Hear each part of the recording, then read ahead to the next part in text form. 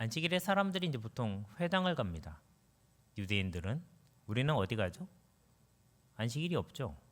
토요일 날이니까 사실 안식일은 정확히. 그래서 제7일 뭐 안식교 이런 데가 있어가지고 거기는 토요일 날 모여서 예배 드립니다. 근데 우리는 주일날 예배 드리잖아요. 그러니까 안식일이 사실은 우리는 없는 거죠. 여기서부터 이제 굉장히 혼란이 일어나기 시작합니다. 성경에 안식일이 나와 있고 예수님 안식일 얘기하는데 우리는 안식일이 아니고 주일을 지킨단 말이에요. 그럼 이거 어떻게 해야 되느냐라는 거예요. 그럼 안식일에서 지켜야 되는 어떤 율례들이 있는데 그런 거 우리 따라야 되는지 말아야 되는지 굉장히 헷갈리는 거죠. 그래서 오늘 한번 이런 것들을 좀 문제시하면서 한번 좀 길을 잘 찾아가 보도록 하겠습니다. 자, 예수님이 부활하셨어요. 부활의 동굴입니다. 예루살렘에 가면 예수님이 계셨던 그 부활 동굴에 교회가 세워져 있어요. 거기 가면은 여러분들 거기 구경할 수도 있고요. 거기서 사진을 찍기도 합니다. 그 예수님 무덤은 비어 있거든요. 예수님이 부활하셨죠. 부활하신 날을 우리 지키고 있습니다. 그 우리 뭐라고 부릅니까? 주님의 날이라고 해서 주일이라고 지키죠. 오늘 주일이에요. 예수님의 부활을 상징하는 거죠. 그래서 꽃꽂이 합니다. 꽃꽂이는 조화로 하나요? 생화로 하나요? 살아있는 꽃으로 합니다. 꽃이 관리가 힘든 여름엔 어떻게 합니까? 화분 갖다 놓죠. 그렇다고 가짜 꽃을 꽂지는 않아요. 왜냐하면 가짜 꽃은 생명이 없으니까. 예수님의 다시 사신 생명을 상징해서 주일에는 꽃꽂이를 하는 거예요. 그러니까 결국 우리가 주일에 모인다는 것은 무엇을 전제라고 했습니까? 예수님의 부활을 전제로 하고 있어요. 부활절 1년에 한 번 굳이 날짜를 정해가지고 지키고는 있지만 중요한 것은 매 주일이 부활절이다. 주님의 부활을 전제로 하고 있다라는 거예요. 부활을 전제로 한다는 건 뭐죠? 죽음이 두렵지 않다. 이 세상에 사는 사람들의 불안정성 때문에 죽음이라는 게 있죠. 이 죽음을 정복하신 주님을 함께하고 있다. 묵상 질문입니다. 나는 주일에 예배하고 있는가? 예배라는 게 주일에서 굉장히 중요하죠. 주일을 잘 지킨다라고 얘기했을 때 사람들은 예배 드렸니? 이렇게 얘기하는. 어떤 사람들은 예배 봤어요. 그러면 야 예배는 보는 게 아니야, 드리는 거야. 이렇게 해서 말꼬리 잡고 막 싸우기도 하고 그러죠. 어찌됐든 이 묵상의 질문을 다시 해석하자면 주일의 주인은 누구인가라는 질문을 한번 해볼 필요가 있어요. 주일은 누구를 위해서 있는 겁니까? 11시 예배를 위해서 있는 게 아니죠. 주일은 목사님의 설교 때문에 주일이 있는 거 아니죠. 주일의 주인은 누구인가라는 질문을 한번 우리가 해볼 필요가 있다라는 거죠. 예수님이 굉장히 재미있는 얘기를 하시는데 이게 뭡니까? 삼위일체를 나타내는 거죠. 우리도 보면 삼위일체 주일이라는 것을 지내고 있는데 성부, 성자, 성령, 하나님을 상징하는 왕으로서의 하나님을 상징하는 왕과 십자가 희생을 상징하는 예수 그리스도, 그리고 성령, 이렇게 세 가지가 나와 있습니다. 근데 이 삼위일체에 대해서 얘기할 때 오늘 우리가 예수님이 자신을 표현하는 표현 중에 하나 굉장히 특별한 단어가 있는데요. 이 단어가 굉장히 의미가 있고 유구한 단어입니다. 인자라는 단어가 나와요. 인자라는 단어를 그대로 해석을 하면요, 그냥 사람의 아들이라는 뜻이에요. 그 헬라어는 호피어스 또 안트로폰이라고 이렇게 나와 있는데, 근데 이것을 의미를 해석하면 그 인자가 곧 하나님의 아들이라는 뜻이에요. 사람의 아들이라는 글자 그대로인데 어떻게 이게 하나님의 아들이 되냐라는 거죠. 그 예수님이 자신을 나타낼 때 인자는 이러면서 표현을 하신다는 거죠. 그러면서 오늘 한 말, 인자는 안식일에도 주인이니라. 다른 것도 주인인데 안식일에도 주인이시라는 거예요. 이 주인이란 말이 어떤 의미를 갖고 있을까라는 거죠. 인자라는 단어가 다니엘서에 보면 7장 13절 14절에 보면 이렇게 나와 있습니다. 인자 같은 이가 하늘 구름을 타고 와서 그 권세는 영원한 권세요, 그의 나라는 멸망하지 아니하실 것이다, 이렇게 나와 있거든요. 그러니까 인자 같은 분이라고 표현했어요. 사람의 아들 같은 모양을 가지신 분이 하늘 구름을 타고 오시는데 그 권세가 영원한 권세고 그 나라는 멸망하지 않는 나라가 된다. 결국 인자라는 것은 사람의 아들이라는 뜻이지만 실제로 의미하는 바는 하나님의 아들이라는 뜻이에요. 그러니까 성경에 인자라는 말이 나올 때는 사람의 아들이라는 뜻을 갖고 있지만 속내는 그것은 하나님의 아들이라는 뜻을 갖고 있구나. 여기에 초점을 맞추면서 여러분이 좀 보시면 좋겠습니다. 그럼 이 인자의 모습에 대해서 예수님은 어떻게 설명하고 계시냐라는 거예요. 인자에 대해서 예수님은 세 가지 모습으로 나타내는데 아까 얘기한 것처럼 권세를 갖고 있다. 영원한 권세를 갖고 있다. 근데 그 인자는 고난을 받는 인자다. 그리고 그 인자는 영광스러운 것을 다시 회복하실 것이다라는 거예요. 그러니까 인자 자신에 대해서 나타내고 하나님의 아들에 대해서 얘기하는데 하나님의 아들이 갖는 권세, 하나님 아들이 당할 고난, 하나님 아들이 다시 회복할 영광에 대해서 얘기하고 있다는 거예요. 마가복음 2장 10절에 보면 인자가 땅에서 죄를 사하는 권세가 있는 줄을 얘기해요. 사람들이 그 당시에 죄를 지은 사람이 있을 때에 그 죄 때문에 사람들은 망한다고 생각했어요. 죄 때문에 병이 걸리고 죄 때문에 하나님께 용서받지 못하고 죄 때문에 지옥 간다. 근데 인자 예수님이 나타나서 내가 인자인데 인자는 죄를 사는 권세가 있는 줄을 너에게 알려주기를 원한다라고 얘기하는 것이에요. 만약에 우리가 죄를 용서받기를 원한다 그러면 예수님 앞에 가야지 용서받는 거예요. 누가 나를 죄를 용서해 준다고 내 죄가 용서해 되는 것도 아니고 누가 나를 정죄한다고 그래서 그 사람이 정죄를 당하는 것도 아닙니다. 예수님이 용서해 주시고 예수님이 정죄를 하시는 거죠. 근데 예수님은 자신에 대해서 인자가 많은 고난을 받고라고 표현합니다. 하나님의 아들이시잖아요. 하나님의 아들이 어떻게 고난을 받아요? 여기서 사람들은 굉장한 저항을 느끼게 됩니다. 왜냐하면 하나님의 아들은 오셔서 이 세상의 악한 자들을 다 심판하시고 이 세상의 정의를 회복해 주시고 그리고 이 세상을 위하여서 자신들에게 유리한 세상을 만들어줘야 될 뿐인데 그분이 고난을 당한다고 그래요. 제가 예전에 주보에 뭘 잘못 낸 적이 있었어요. 그때 목사님이 나와서 광고를 하시는데 주보에 잘못 나왔어. 날짜가 잘못 나왔어. 결혼해야 되는데 결혼하는 사람이 이름이 잘못 나왔어. 형하고 동생이 있는데 동생 이름을 써놓고 형 이름을 안 썼어요. 이게 굉장히 큰 실례죠. 그래서 그분이 나가면서 이렇게 말씀하시더라고요. 아, 이 주보에 이게 이름이 잘못 나왔네요. 저희 전도사님이 주보를 만드시지만 제가 잘못한 겁니다. 제가 최종적으로 결대를 내리니까요. 그러면서 얘기를 하시더라고요. 그러니까 그 만든 사람도 너무 미안하고 나 때문에 목사님이 이렇게 고난을 당하시는구나. 어려움을 당하시는구나. 예수님은 이 세상을 하나님과 함께 창조하신 분이시고 이 세상에 대해서 책임을 지시는 분이시고 이 세상에 문제가 생겼을 때에 그 문제 때문에 구원하시기 위해서 십자가를 지시는 분이라는 사실이에요. 여러분 이 사실에 여러분 깊이 공감하셔야 됩니다. 여러분 한 명의 잘못은 그냥 잘못일 수 있어요. 누가 나를 욕할 수 있어요. 괜찮습니다. 예수님이 그 모든 죄를 다시 짊어지고 가야 되는 일을 생각할 때에 우리는 회개하게 되는 거죠. 예수님 죄송합니다. 제가 예수님을 또 십자가에 못 박고 예수님이 또 고난당하게 만들었군요. 예수님은 자신의 모습을 인자가 많은 고난을 받아야 된다라고 표현하고 계시는 거예요. 마가복음 8장, 9장, 10장에 3번에 걸쳐서 제자들에게 얘기합니다. 한 번에서 못 알아들으니까 또 얘기하시고 또 얘기하시는 거예요. 그리고 인자는 어떤 모습으로 오냐면 누가 만졌나 봐요. PPT를 만지지 마세요. 네, 돌려주세요. F5 네 부탁드립니다. F5 눌러주세요. 네, 방송실에 아무도 안 계신가요? 네, 어땠습니다? 제가 할게요. 네, 인자가 구름을 타고 오신다라고 표현하고 있어요. 그러니까 마지막 때에 다시 오시는 모습에 대해서 얘기하고 계신다라는. 여러분 예수님의 모습을 생각할 때에 그 예수님은 어떤 분이신가 생각하시면 하나님은 이 세상에 대해서 어떤 자세와 태도를 취하시는지를 우리가 알게 되고요. 어떤 사건을 해석하는 데 있어서 나는 그럼 어떤 태도를 취해야 될지도 알게 된다라는 사실이에요. 초대교회에는 여기 보면 우리가 곧 사순절을 맞이하거든요. 사순절에는 보라색입니다. 보라색 자체가요 회개의 색깔이라는 거예요. 그래서 예수님의 십자가와 예수님의 고난을 당했던 가시면류관을 같이 생각을 하는 거예요. 예수님이 이 힘든 가시면류관을 쓰셨기 때문에 십자가의 고난을 당하셨기 때문에 영광의 주로 다시 부활하셔서 우리를 다시 구원하러 오실 준비를 하고 계시다라는 거예요. 초대교회 사람들에게 메시아 비밀이라는 게 있었습니다. 이것은 뭐냐면 예수님은 강력한 힘을 가지고 적들을 다 물리치시고 그들로부터 우리를 구원하시는 하나님이 되시기 전에 그분은 순환받는 종의 모습으로 나타난다라는 거예요.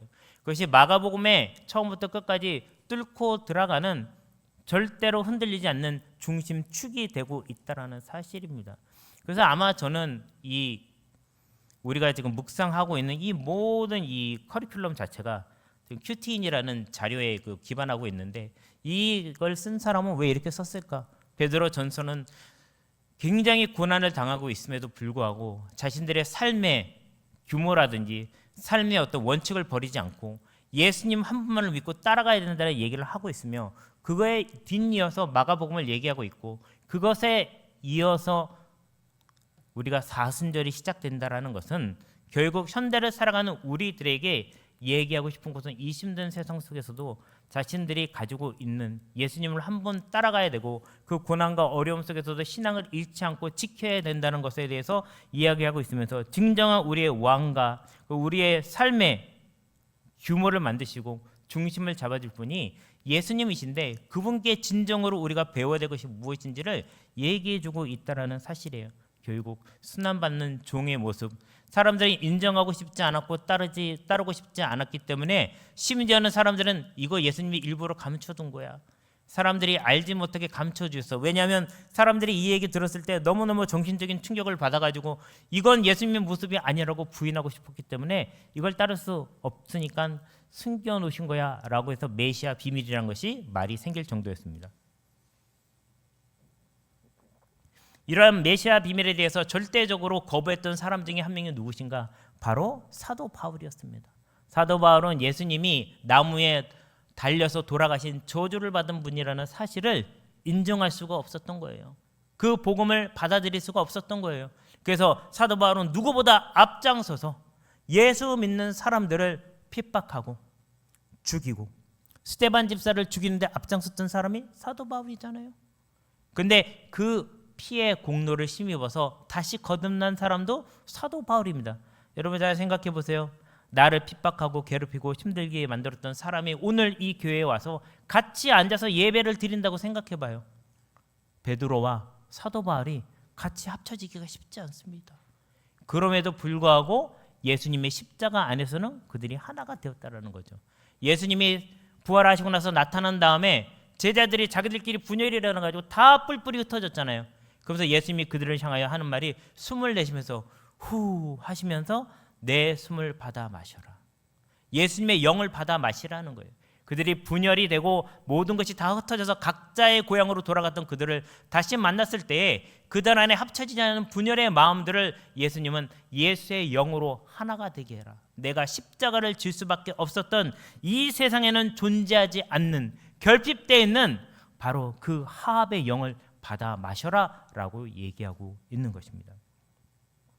그렇다면 이 예수님이 얘기하시는 이 십계명 안에, 사바스라는 안식일이라는 이 의미가 십계명 안에서는 어떤 의미를 갖고 있느냐라는 것이에요. 왜 화면이 바뀌었을까요? 네, 제가 잘하고 있어요. 네, 십계명 안에서의 안식일의 자리에 대해서 말씀드리고자 합니다. 첫 번째, 십계명은 1계명부터 3계명까지가 하나님에 대한 개념입니다. 하나님이 하나님 되게 하는 것.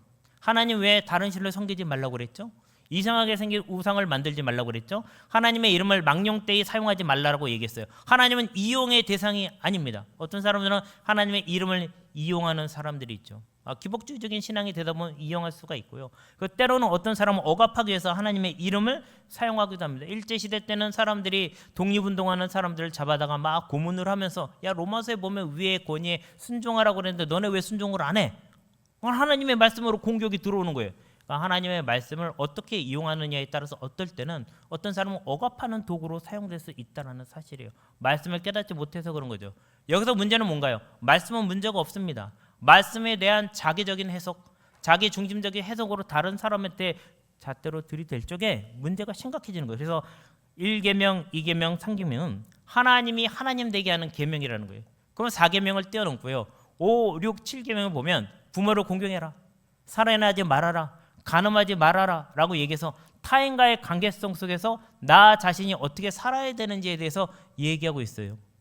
목사님, 저는 부모님이 정말 너무 싫고 싫은데요. 네, 5계명을 어기고 살아가고 계신 거죠. 저는 가끔 누군가를 정말 죽이고 싶은데요. 예수님은 머릿속으로 살인을 생각해도 살인이라고 그러시고, 자꾸 저는 이상한 생각이 떠오릅니다. 네, 그거는 사람마다 다 이제 틀리기 때문에 떠오를 수도 있고 아닐 수도 있죠. 예. 그 다음에 8, 9, 10계명은 도둑질하지 말아라, 거짓 증거하지 말아라, 그리고 탐내지 말아라, 이런 얘기들은 욕망대로 살지 말라는 얘기. 거짓 증거는 뭐가 문제가 될까요? 이 사람과 저 사람이 있는데 내가 잘못된 서사를 자꾸 만들어내, 자꾸 생산해냅니다. 그럼 어떻게 될까요? 그 사람을 망가뜨리는 거예요. 차라리 가서 한 대 때리세요. 차라리 가서 욕을 하세요. 왜 보이지 않는 데서 자꾸 엉뚱한 소리를 만들어냅니까? 그 사람의 인생을 흠집을 내는 거죠. 아주 교묘하게요. 그 사람한테만 얘기를 안 해. 빙글빙글 돌리면서 얘기. 그게 진짜 나쁜 거거든요. 십계명 어기고 있는 거예요. 거짓 증거라면 어떤 게 문제가 생기죠? 법정에서 문제가 생기죠. 법정에서 문제가 생겨요. 그 당시 사람들은 성문 앞에 모여서 장로들을 모아다 놓고 이 일이 어떻게 된 거냐, 증인할 사람 나와라. 근데 거기 가가지고 거짓 증언을 해요. 그 사람을 그 지역 사회에서 매장시키는 겁니다. 얼마나 나쁜 행동이에요. 그리고 도둑질, 뭐 이건 얘기 안 해도 여러분 다 알 거예요. 근데 가장 중요한 것은 이 세 부류의 십계명이 안식일이라는 것 안에서 완전해지고 조합이 되고 검증을 받고 있다는 거예요. 그래서 이 안식일이라는 것은 쉼에 초점이 되는 것이 아니라 하나님을 기억하는 날이라는 거예요. 나 자신을 생각할 때 하나님을 기억해야 하며, 타인과의 관계에 있어서 하나님을 기억해야 되며, 공동체 안의 관계에 있어서도 하나님을 기억하는 날이라는 거예요. 이 날은 탐심도 멈춰야 되고 미움도 멈춰야 되며, 이 멈춤은 멈춤을 위한 멈춤이 아니라 하나님을 기억하고 내 자신의 중심을 잡는 날이라는 거예요. 누굴 통해서? 하나님을 기억하는 일들을 통해서. 그러니 주일날 와서 기분 나쁜 사람이 있어서 더 기분이 나빠지고, 주일날 와서 예배드리는 일보다 봉사하는 일이 더 급해서 예배 시간에 뭘 들었는지 기억이 안 나고, 그러면 그 사람은 이미 실패한 주일을 맞이하고 있는 거겠죠. 자, 안식일에 사람들은 회당에 모였고요. 회당에서 진행되던 모든 순서와 과정들은 지금 우리가 드리고 있는 예배의 순서와 과정이 되었습니다. 그러므로 회당에서 어떤 일이 이루어졌느냐라는, 우리가 주일날 하는 이 일들은 어떤 것에 초점을 맞춰야 되는지를 생각나게 만드는 거죠. 여기는 가버나움에 있었던 회당 터고요. 이렇게 남아 있습니다. 회당은 해석의 권력이 작동하는 공간이에요. 왜냐하면 일반인들은 말씀을 함부로 해석할 수가 없습니다. 말씀에 대한 뜻을 잘 알지 못할 뿐더러. 그러면 이 말씀에 대한 해석은 누가 해줬는가? 바리새파 사람들이 해줬어요. 서기관들이 해줬어요. 바리새파에 속한 사람들 중에 한 무리가 서기관들, 글씨를 적어서 그것을 나눠주는. 지금은 인쇄술이 있기 때문에 가서 프린터로 한 번만 딱 엔터를 누르면 출력이 되지만, 기독교 백화점에 가서 성경 한 권 사오면 되지만, 스마트폰에서 펼쳐서 보면 되지만, 그 당시에는 사람이 손으로 써주기 전에는 그것을 받을 수가 없다라는 거예요. 그러니까 서기관들, 글씨를 쓰는 사람들, 굉장히 중요한 역할을 맡은 사람들이었죠. 그러면은 그 글씨가 써 있는데 이 말의 뜻이 무엇인지 해석을 해줘야 되는, 결국 우리도 설교를 듣지만 제가 여러분에게 설교를 해드립니다. 말씀이 이런 뜻이라고 해석을 전달해주고 있는 거죠. 이 해석은 굉장히 치밀한 연구의 작업입니다. 다른 사람들은 어떻게 해석하고 있는지, 이걸 이렇게 해석했을 때 구약으로부터 내려왔던 신약으로 이어지고, 그리고 이 성경이 나오고 나서 굉장히 많은 시간, 2000년이라는 시간이 지났는데 그 공백을 채워도 아무 이상이 없는지를 살펴봐야 되는 거예요. 그러니까 굉장히 고민이 많이 되고, 그리고 학위를 갖고 있는 사람이 근거를 가지고 해석해야 되는 본문인 거예요. 그래서 목사님들이 공부하는 거 아니에요? 학부 4년, 대학원 2년 내지 3년, 그리고 전도사에서 목사가 되기까지 3년 동안 검증을 받고, 목회 현장에서 수없는 검증을 받으면서 하고 있는 겁니다. 저도 제가 전도사가 언제 된다 봤더니 1996년 11월 달에 광림교회에서 전도사로 부름을 받아서 보니까 30년이 되어 가더라고요. 30년 동안 말씀을 전해도 매번 말씀을 전하기 전에 고민하고 갈등하고, 이 말씀이 정말 말씀의 근거한 말씀인가, 이 해석을 정말 전해도 부끄러움이 없겠는가 고민하면서 전하는 거예요. 이 회당이라는 단어는 바로 그렇게 바리새파 사람들이 일반 민초들에게, 평민들에게 말씀을 해석하고 전달해주는 자리였다라는 거예요. 근데 그 해석이 어느 순간 권력으로 변했던 거죠. 여러분, 헤게몬이란 말 들어봤죠? 사람들을 논리로, 자신들이 갖고 있는 사상과 생각으로 그 사람들을 지배하는 겁니다. 때로는 그 사람들이 우민처럼 우민화되기도 하고 때로는 그 사람들이 공격적으로 변하기도 하는 거죠. 그래서 굉장히 중심을 잘 잡고 전해야 되는 공간입니다. 바리새파 사람들의 공간이었어요. 회당에는. 그러면 성전은 누구의 공간인가? 사두개파 사람들의 공간이었어요. 사두개파 사람들은 부활을 믿지 않습니다. 왜냐하면 현실 정치에 참여하고 있기 때문에 현실에서 받을 걸 다 받았기 때문에 부활이 그렇게 중요하잖아요. 그런데 일반 평민들은 현실에서 느끼지 못하고 받지 못한 것들이 많으니까 부활이 있고 내세에서 또 보상을 받고 싶은 마음이 있다는 거예요. 그런데 이거는 사람들의 심리적인 부분이고 예수님은 실제로 부활하셨고 부활에 대해서 얘기하셨고 약속해 주셨다라는 거예요. 사람들의 마음에서 출발한 것이 아니라 하나님의 사랑에서 출발한 부활과 내세에 대해서 말씀해 주시고 있다라는 사실이에요. 그러니까 결국 이 말씀에 대한 해석이 사람들에게 해방감을 주기보다는 사람들에게 평안을 주기보다는 사람을 속박하고 억압하는 방식으로 쓰이게 되었다라는 거예요. 여러분 이단 종교에 가면요 사람들을 억압합니다. 자신들이 가지고 있는 말씀으로 해석으로 억압을 합니다. 똑같은 성경을 보고 있고 똑같은 말씀임에도 불구하고 그것을 어떻게 해석하고 어떻게 적용을 하느냐에 따라서 사람들을 힘들게 만들기도 하고 어렵게도 만들게 한다는 것이에요. 근데 이들이 가장 큰 잘못 안식일에 대한 자신들의 해석으로 사람들을 점유하고 있고요. 메시아에 대한 자신들의 해석으로 사람들을 점유하고 있었다는 사실이에요. 자신들이 마치 주인인 양. 그래서 예수님이 이런 선언을 하시는 거예요. 인자는 사람의 아들이지만 하나님의 아들이신 내가 말한다. 안식일에도 주인이다. 비유는 뭘까요? 너희들이 함부로 사람의 해석으로 점유한 모든 사상과 개념을 하나님 앞에 무릎 꿇게 만드는 나는 하나님이다. 하나님의 권위를 그대로 이어받은 하나님의 아들, 성자, 예수 그리스도, 예수라는 이름을 가졌지만 너희들을 구원할 그리스도, 메시아다. 그리고 메시아가 마땅히 걸어가야 할 십자가의 길을 너희에게 예고하고 또 예고한다. 너희들의 잘못 하나부터 열까지 십계명에 어긋난 거 다 지적할 수 있지만 너희의 힘으로 구원할 수 없는 이 세상의 결핍, 이 세상의 것으로는 하나님을 표현할 수 없어서 하나님의 모양을 만들지 못하잖아요. 하나님이 이 세상의 속한 분이 아니기 때문에 이 세상의 것으로 만들 수가 없어요. 그래서 하나님은 자신을 설명할 때 내가 너네들한테 나를 정말 설명하고 싶은데 너무 설명하고 싶은데 설명할 만한 물건이 없구나. 그래서 나는 나다. 이렇게밖에 설명을 못 하시는 거예요. 하나님이. 양자 컴퓨터도 설명을 할 수가 없는 거예요. 그래서 우리가 인생을 살아가면서 우리 삶 속에 우리 회장님도 그런 얘기 했어요. AI 시대에 대해서 배웠는데 어떻게 살아가야 될지 몰라서 하나님만 의지해야 되겠다. 아주 정확한 답변이고 아주 정확한 접근이라고 저는 생각합니다.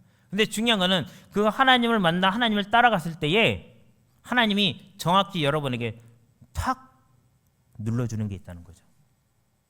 여러분에게 탁 눌러주는 버튼이 있다는 거예요. 그게 뭘까? 예수 그리스도가 이 세상에 와서 우리랑 똑같은 삶을 살아가셨다라는 거예요. 완전한 하나님이지만 완전한 인간의 몸을 입고 살아가셨고요.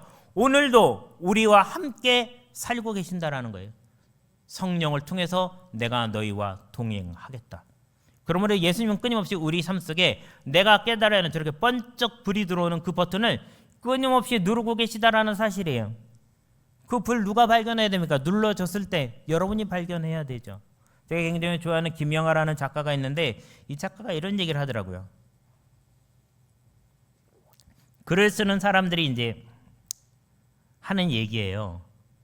매일매일 정해진 시간에 글을 쓰는데 그 이유는 언제 영감이 떠오를지 알 수 없다는 거예요. 오늘 떠오를지 내일 떠오를지 알 수가 없지만 정해진 시간에 계속 대놓고 써놓다 보면 어느 순간 그게 딱 맞아 떨어지는 시기가 있다라는 거죠. 하나님과 동행하면 오늘 설교 아무 감흥이 없을 수 있습니다. 그런데 매주 정해진 시간에 하나님의 말씀을 묵상하고 받아 적기 시작하면 어느 순간 탁 눌러지는 것을 발견하게 된다라는 거죠. 그래서 예수 그리스도가 우리에게 알려주고자 하는 재개념, 나를 재구성, 자아를 재구성하는데 필요한 재료 1번 같이 읽어볼까요? 시작. 인자는 안식일에도 주인이다. 안식일에 대한 개념은 바리새인들이 정해주는 거 아니고요. 안식일에 대한 개념은 내 마음대로 정하는 거 아닙니다. 예수님을 통해서 안식일에 대한 개념을 새롭게 깨닫게 된다라는 거예요. 안식일 내가 주인이야 얘들아. 내가 하나님과 함께 세상을 창조했고 그리고 그 하나님이 7번째 날 안식하실 때 나도 같이 있었어. 내가 안식일의 주인이야. 안식일의 의미를 모르겠다고? 사람들이 만들어 놓은 의미 때문에 더 힘들고 더 괴롭고 더 힘들다고? 내가 진정한 해방을 너에게 전해주마. 둘째, 같이 읽어볼까요? 시작. 메시아는 고난받는 중. 사람들은 생각해요. 예수님이 오시면 모든 적들을 다 물리치고 우리를 해방해주고. 그 적이 누구죠 도대체? 그 적이 누굽니까? 그들이 생각하는 어떤 사람들일 거 아니에요. 아주 피부에 와닿는 건 로마의 군인들이에요. 여러분들에게 말씀드린 건 로마 식군단. 그걸 통해 가지고 지배를 받고 있었고 로마 식군단이 쓰는 징표 중에 하나가 돼지 문양이었잖아요. 그 돼지떼들이 2,000마리나 죽었다는 것은 2,000명이나 되는 로마 군대의 권력도 물리치신 예수님이라는 표현, 굉장히 공격적으로 들리는 말입니다. 이 말 자체가. 근데 예수님은 그렇지만 내가 다 물리칠 수 있어. 12영이나 되는 천사들을 불러다가 내가 당장 이 십자가에서 내려가 가지고 다 물리칠 수 있어. 나 그거 하지 않아. 왜냐하면 이 세상을 구원하기 위해서는 이 세상에 없는 거를 이 세상에 집어넣어야 되는데 그러려면 내가 십자가를 지고 가는 길밖에 없어. 그래서 고난받는 종이라는 메시아에 대한 새로운 개념을 그들에게 전해준 거예요. 여러분이 시집가고 장가가시면 이 단어가 저는 적절한지 잘 모르겠습니다. 결혼하시면 조금 이상하다. 결혼에 낳겠습니다. 결혼을 하시게 되면 이제 가정은 누가 책임집니까? 남편과 아내가 같이 책임지시는 거예요. 맨날 네 탓이다 내 탓이다 싸우면요. 그 심판관처럼 여러분이 다 결정하려고 그러면요. 그냥 이혼하는 게 제일 답일 것 같아요. 제 생각엔. 네. 십자가를 통해서 결국은 세상을 구원하시기로 작정하신 겁니다. 성부, 성자, 성령 삼위일체 하나님은 십자가가 답이로구나 라고 생각하시고 결국 이 세상을 구원하셨다라는 사실이에요. 그래서 결국 예수님은 우리가 갖고 있었던 잘못된 개념들, 잘못된 해석들, 바리새인들이 점유하고 있고 사두개파 사람들이 점유하고 있으며 사람들을 풀어주기는 그냥 억압하고 있던 이 모든 개념들을 재개념화할 뿐만 아니라 그 과정을 통해서 사람들을 존재를 자아를 재형성하는 일들을 해왔다는 거죠. 그런데 이 마음속에서 우리의 정체감 안에서 일어나고 있는 이 일이 그 어떤 일보다 가장 공격적이고 무서워 보였기 때문에 이들은 예수라는 청년을 우리가 제거해야 되겠다. 그의 서사를 망가뜨려야 되겠다. 그의 서사를 다른 사람들이 따라가지 못하게 해야 되겠다. 자꾸 뒤에서 엉뚱한 소문을 퍼뜨리는 거죠. 귀신의 왕의 힘을 힘입어서 내어 쫓았다. 귀신의 힘으로 조종을 한다. 미쳤다. 이렇게 얘기하면서 얘기하는 거죠. 마지막입니다. 묵상 답변입니다. 우리 여전히 해결되지 않는 일이 있어요. 뭐냐면 우리가 지키는 건 주일이고 성경에서 얘기하는 건 안식일이고 예수님은 안식일의 주인이라고 그랬는데 그러면 이 안식일에서 주일로 넘어오는 이 통로는 도대체 뭡니까? 그래서 십자가 안에서의 주일은 무엇인가라는 것을 묵상 답변으로 여러분에게 드리고자 합니다. 주일이라는 것은요. 하나님을 예배하기 위해서 멈추는 거예요. 직장도 안 가잖아요. 개인적인 일도 될 수 있으면 멈추잖아요. 왜 멈추는 겁니까? 봉사하기 위해서 멈춘 게 아니고요. 여기 사람들 만나서 자기 개인적인 친교를 나누기 위해서 멈춘 게 아니고요. 예배하기 위해서 멈췄다라는 거예요. 예배를 통해서 나를 다시 튜닝하기 위해서. 여러분 혹시 주일날 왔는데 예배를 드린 기억이 없다 그러면 다른 거 내려놓으세요. 봉사도 내려놓으시고 다른 사람 미워하는 마음도 내려놓으시고 자기가 재판관 되려는 마음도 내려놓으세요. 그러셔야지 예배에 집중할 수 있고, 그래야지 안식일에서 주일로 이어지는 그 길을 찾으실 수가 있습니다. 둘째, 십자가 안에서의 주일이라는 것은 예수님의 십자가를 통한 구원이라는 거예요. 만약 우리가 십자가를 버리고 예수님에 대해서 인정하지 않고 성자 되신 예수님의 십자가의 공로를 우리가 찬양하지 않으면 우리는 유대교랑 다를 게 없어요. 차라리 이렇게 유대교 가서 예배하시는 게 더 맞을 줄 몰라요. 우리가 왜 주일을 지키는지, 왜 꽃을 장식하는지, 왜 죽어도 다시 산다고 믿음을 갖게 되었는지 이 십자가 안에 답이 있다라는 거죠. 그럼 우리가 해야 될 건 뭘까요? 어떤 문제가 생겼을 때 내가 십자가를 져야죠. 셋째, 조금 길지만 신앙적인 개념들은 들어서 아는 게 아니라 존재가 새롭게 되는 과정이다라는 것이에요. 여러분 신앙생활을 하면 할수록 여러분의 지식이 늘어나고 누가 무슨 얘기하면 야 이거는 이렇게 해석하면 되는 거야 라는 말을 자꾸 하고 싶다라 그러면 여러분은 이미 잘못된 신앙적인 개념으로 자신의 자아를 망치고 있다라고 보시면 돼요. 여러분 소그룹이 왜 중요할까요? 소그룹을 통해서 내가 어떻게 다시 재구성되어서 자아를 만들어가고 있는지를 사람들에게 얘기하실 수 있어야 돼요. 만약 그 말하는 게 힘드시다 그러면 연습을 끊임없이 하셔야 됩니다. 그 과정을 하지 않으면 여러분은 어느 순간에 멈춰서 더 이상 잘하지 않는 거예요. 아니죠. 잘하긴 잘해요. 머리만 잘하는 거죠. 정상이 아니게 되는 거죠.